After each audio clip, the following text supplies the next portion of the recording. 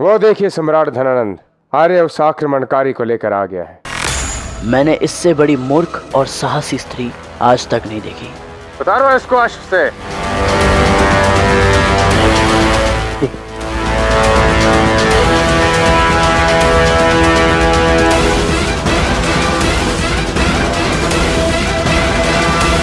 आज तुमने मुझे तुम्हारी सहायता करने की होती। मैंने कहा ना, मुझे तुम्हारी सहायता की कोई आवश्यकता नहीं।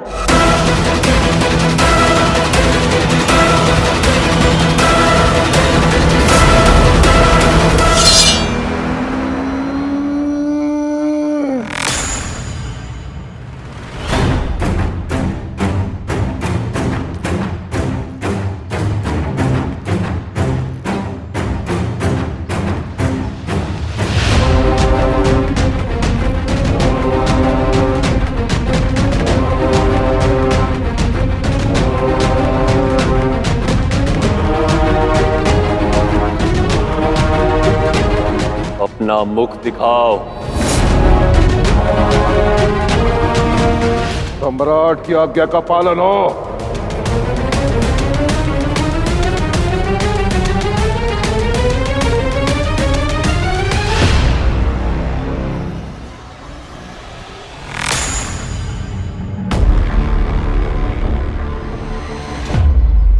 दूरधरा,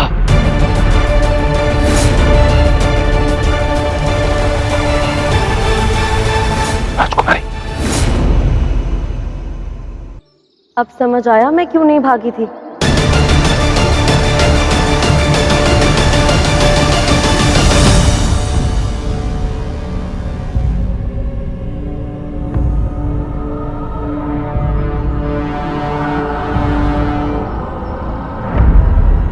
दूरधरा,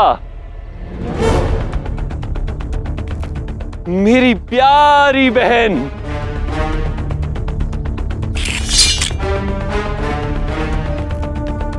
मेरी प्यारी बहन, मेरा ही प्रतिबिंब है मित्र सेल्यूकस।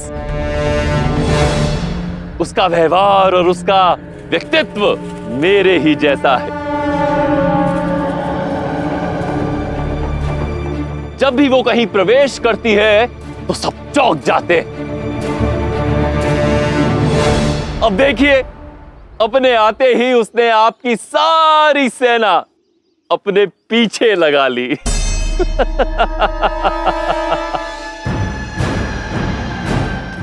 बड़ी ही चुलबुली और नटखट है मेरी बहना।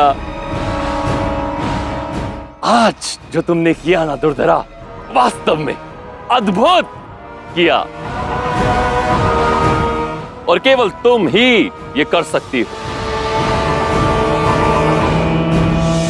ये इस घाव की चिंता मत करो, तुच्छ सा घाव है, कुछ ही समय में भर जाएगा।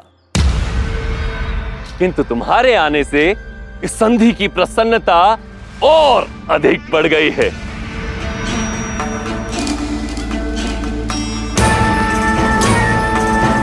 अभी तुम एक शब्द भी नहीं बोलोगी। क्या हुआ? आप सब रुक क्यों गए? उत्सव जारी रखिए मित्र सेल्यूकस। अब तो मेरी बहन भी इस ऐतिहासिक संधि की साक्षी बनेगी। आइए, अब इस संधि पर हम अपनी मित्रता की मोहर लगाते हैं।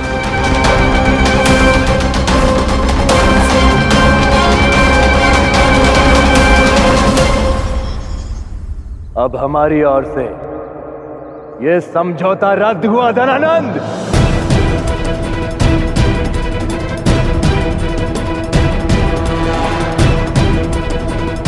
तुमने और तुम्हारी बहन ने मिलकर हमारे साथ खेल खेलना चाहा। तुम्हें क्या लगा तुम पूरा पौरव मुल्क ले लोगे, वो भी अपनी शर्तों पर, बिना अंबी कुमार और राजकुमारी दूरधरा के निगाह के?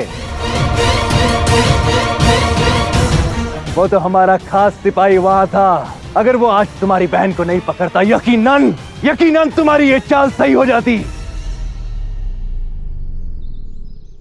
तुम्हें खेल नहीं खेलना चाहिए था धनानंद, ये तुमने उचित नहीं किया।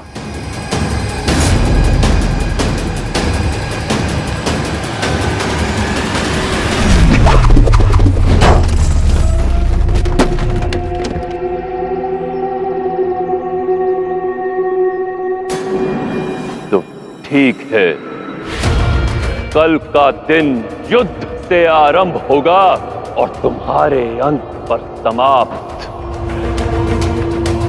स्मरण रखना, कल तुम सबके जीवन का अंतिम दिन होगा। कौरव राष्ट्र तो क्या, ये तक्षशिला भी अब मेरा होगा। ये धरती यहीं रहेगी, किंतु इस धरती पर तुम्हारा नाम लेने वाला कल कोई नहीं बचेगा। अंततः मेरी और आचार्य चाणक्य की नीति सफल हुई। इन तीनों का अंत कर मैं रखूंगा अखंड भारत की नींव।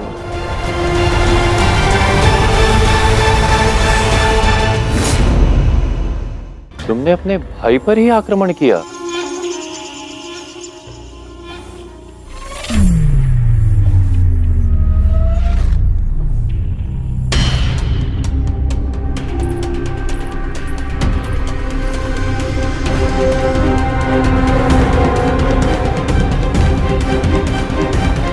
मारना चाहती हो मुझे?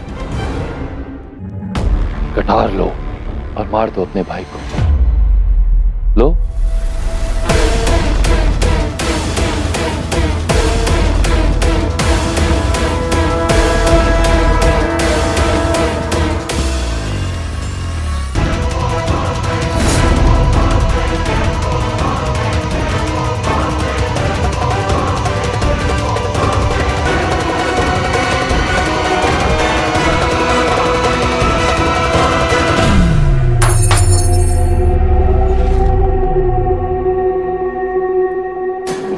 बस यही तो देखना था मुझे।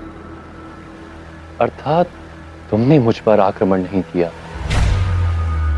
अपितु तुमने किसी अन्य का दोष अपने सर पर ले लिया ताकि मेरे शत्रु वो सेल्यूकस मेरे विरुद्ध हो सके। तुम्हारे कारण सेल्यूकस को लगता है कि ये मेरी और तुम्हारी संयुक्त योजना थी। तुम्हारे कारण आज हम फिर से उस युद्ध की कगार पर आकर खड़े हो गए हैं जिसे हमने अपनी शर्तों पर टाल दिया था। क्यों मेरी बहना, क्यों क्यों करती हो तुम ऐसा जिससे मुझे पीड़ा हो?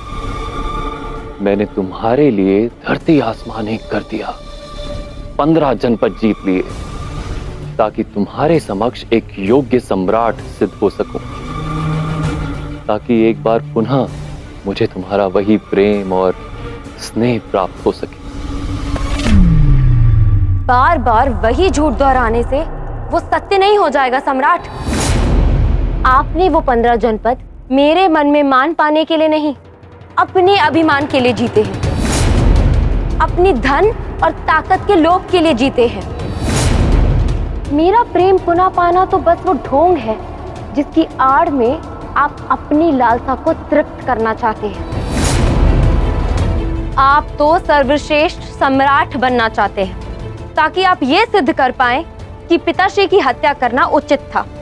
आप अपने आप को उस सिंहासन के योग्य साबित करना चाहते हैं। तो अब आप अपने इस झूठ को सत्य सिद्ध करने के लिए और समय मत गवाइए।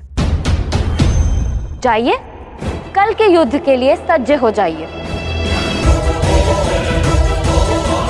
आपको उसकी अधिक आवश्यकता है।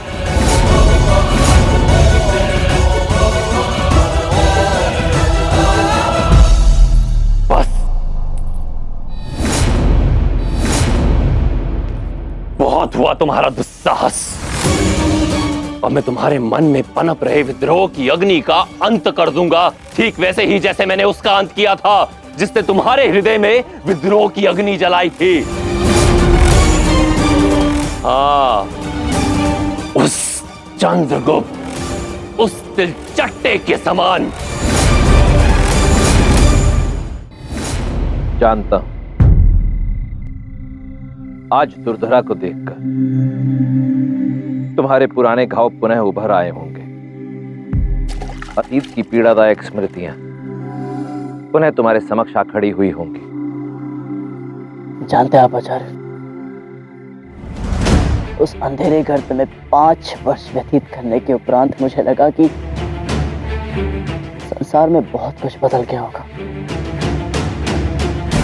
किंतु नहीं, कुछ लोग कभी नहीं बदलते। धनानंद और दुर्धरा आज भी वैसे ही है, झूठे, विश्वासघाती, सब कुछ वैसा ही आचार्य। समय भी उन दोनों को नहीं बदल पाया।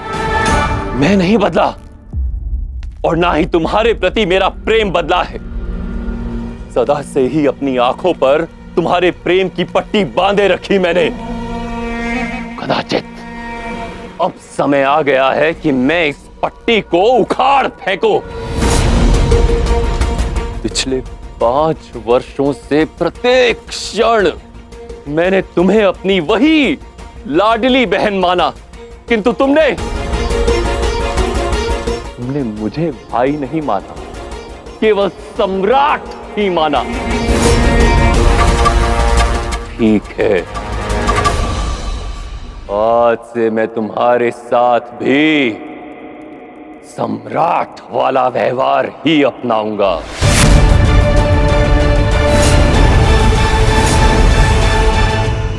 इस समय यह जानना आवश्यक नहीं कि धनानंद और दुर्धरा की अगली योजना क्या है। उससे अधिक महत्वपूर्ण यह जानना है कि धनानंद पर आक्रमण किसने किया था, क्योंकि यह तो तय है कि धनानंद पर दुर्धरा ने नहीं, किसी और ने आक्रमण किया है। ठीक कह रहे आप आचार्य। और वो स्त्री जो कोई भी है, वो अकेले इतनी बड़ी आक्रमण की योजना नहीं बना सकती। निसंदेह अवश्य ही कोई भेदी उसके साथ मिला होगा। भेदी? तुम यहाँ क्या कर रहे हो? मेरी छोड़ो, तुम यहाँ क्या कर रहे हो? मुझे हर स्थान पर अपनी दृष्टि रखनी पड़ती है। आचार्य, मेरे विचार से मैं उस भेदी को जानता हूँ।